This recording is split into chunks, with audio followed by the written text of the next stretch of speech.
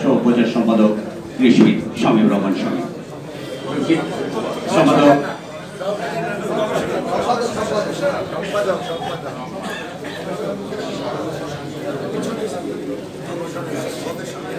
বিএনপির নব দায়িত্বপ্রাপ্ত গবেষণা বিষয়ক সম্পাদক শামীম রহমান শামীম।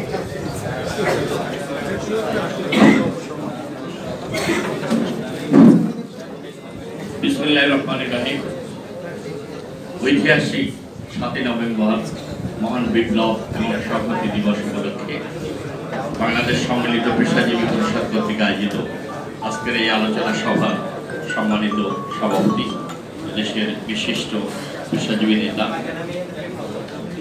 সম্মিলিত পেশাজীবী পরিষদের সম্মানিত আহ্বায়ক, জাতীয় স্থায়ী কমিটির বিএনপির সম্মানিত সদস্য, বিএমের সাবেক মহাসচিব, বরেণ্য পেশাজীবী নেতৃত্ব professor doctor AJM Zahid Hossain, উপস্থিত রয়েছেন প্রধান অতিথি, আজকে এই আলোচনা সভার প্রধান অতিথি আমাদের অত্যন্ত শ্রদ্ধেয়, বিগত ফ্যাসিবাদ সরকারের বিরুদ্ধে আন্দোলন সংগ্রামের বারবার কারা নির্যাতিত সাহসী নেতৃত্ব দেশনেত্রী বেগম খালেদা জিয়া এবং আমাদের ভারপ্রাপ্ত চেয়ারম্যান মহোদয়ের বলিষ্ঠ হাতিয়ার, আমাদের প্রাণপ্রিয় নেতা, সাবেক মন্ত্রী, নন্দিত জননেতা জনাব মির্জা ফখরুল ইসলাম আলমগীর, উপস্থিত রয়েছেন এদেশের বরেণ্য বিদগ্ধ পেশাজীবী নেতৃবৃন্দ, আমার সামনে উপস্থিত রয়েছে আমাদের বিগত ১৬-১৭ বছরে সম্মিলিত পেশাজীবী পরিষদের ব্যানারে কৃষিবিদবৃন্দ,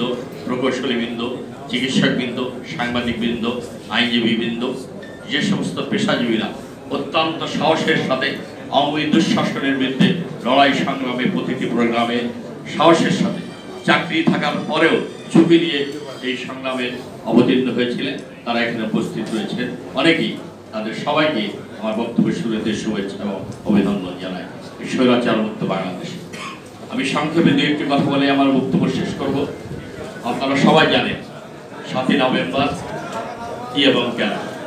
৭ই নভেম্বর বিগত শেখ মুজিবুর রহমান যখন রাষ্ট্রীয় ক্ষমতায় এসেছেন ৭২ থেকে ৭৫-এর একটি রাজনৈতিক পটভূমি রয়েছে, একটি ইতিহাস রয়েছে। এই ৭২ থেকে ৭৫-এর দুঃশাসনের মধ্য দিয়ে শেখ মুজিবুর রহমান বাকশাল কায়েম করে গণতন্ত্রকে হত্যা করে হাজার হাজার মানুষকে হত্যা করে, সিরাজ শেখজার মতো বলিষ্ঠ মুক্তিযোদ্ধাকে হত্যা করে, জহির আয়নের মতো ব্যক্তিকে গুম করে যেমন খুনের রাজত্ব কায়েম করেছিলেন, ঠিক একই অবস্থা আমরা দেখেছি শেখ হাসিনা ২০০৯ সাল থেকে ২৩ সাল পর্যন্ত অবৈধভাবে ক্ষমতায় থাকার এই প্রেক্ষাপট দুটো একই সাদৃশ্য, একই মিলন হয়েছে। আমি মনে করি সেই প্রেক্ষাপটে ৭ই নভেম্বরে ৩রা নভেম্বর থেকে ব্রিগেডিয়ার খালেদ মোশাররফের নেতৃত্বে এদেশের সবচেয়ে নন্দিত জননেতা, সার্বভৌমিক বাহিনীর কাছে সবচেয়ে জনপ্রিয় শহীদ রাষ্ট্রপতি জিয়া রহমানকে গৃহবন্দী করেছিল। তখনই ৭ই নভেম্বরের চেতনায় এদেশের সৈনিকরা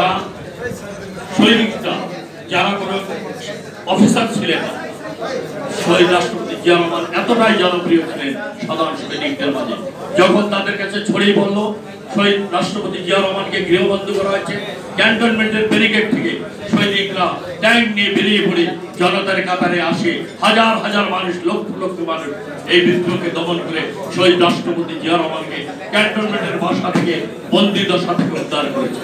এই ৭ই নভেম্বর সেদিন সিপাহী জনতা ঐক্যবদ্ধ হয়ে শহীদ রাষ্ট্রপতি জিয়া রহমানকে রাজনৈতিক নেতা হিসেবে অভিষিক্ত করেছিলেন এবং রাজনৈতিক দায়িত্ব তার উপর অর্পণ করেছে। এটি হলো ৭ই নভেম্বরের মূল পটভূমি এবং চেতনা। ৭ই নভেম্বরের চেতনা, জুলাই আগস্টের চেতনা একই সূত্রে গাঁথা।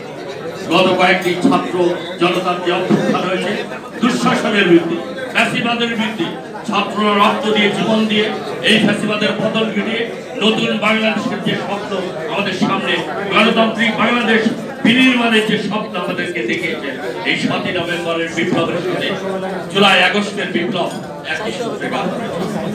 এই বিপ্লবের মূল মন্ত্র হলো গণতান্ত্রিক মূল্যবোধ, মানুষের অধিকার প্রতিষ্ঠা করা, সামাজিক অর্থনৈতিক ন্যায় বিচার, শোষণ মুক্ত বৈষম্যহীন একটি সমাজ বিনির্মাণ করা, যেখানে ক্ষুধা দারিদ্র মুক্ত বাংলাদেশ হবে, ন্যায় বিচার হবে, মানুষের অধিকার প্রতিষ্ঠা হবে। এটি হলো এই দুটি বিপ্লবের মূল চেতনা। আজকে দেশের 7ই নভেম্বরের চেতনাকে আমরা বিগত সরকার দেশের জনগণ থেকে ভুলিয়ে দিতে চেয়েছি। 7ই নভেম্বরের চেতনাকে এদেশের মানুষের হৃদয় থেকে মুছে ফেলে দিতে চেয়েছি। আমাদের মনে রাখতে হবে 7ই নভেম্বরে একটি ঐতিহাসিক পটভূমি রয়েছে, একটি মূল্যায়ন রয়েছে, একটি রাজনৈতিক পর্যবেক্ষণ রয়েছে।